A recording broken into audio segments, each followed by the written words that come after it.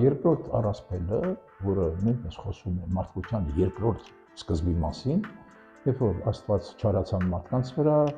չհավանեց նրանց ապրելակերպը, վարքագիծը եւ այլն, ջրհեղեղ կազմակերպեց, Նոյի միջոցով կրկին մարդկությունը ծագում է, նրանք ոչնչացան, բայց ադամական լեզուն, ադամական ցեղը, ադամական մարդկությունը Նոյի միջոցով հանգրվանեց Արարատի վրա։ Հիմա ուրիշ զրույցներ են վարում, դա իհարկե շատ վաղուց վարվող զրույցներ են, որ Արարատը են Արարատը չի, չգիտեմ դա եւ այլն, բայց այնուամենայնիվ ինչու է Արարատը։ Ուրեմն դա ունի իր նախապատմությունը, որ հին աշխարհում նույնիսկ հրեաները ստեղծելով այս փաստաթուղթը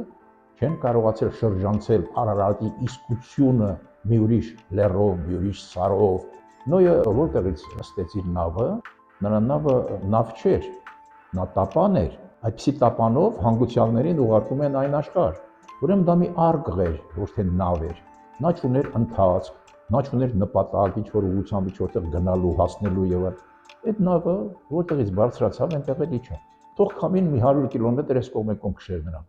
Ուրեմն նա որտեղից բարձրացավ, այնտեղ էլ իջավ։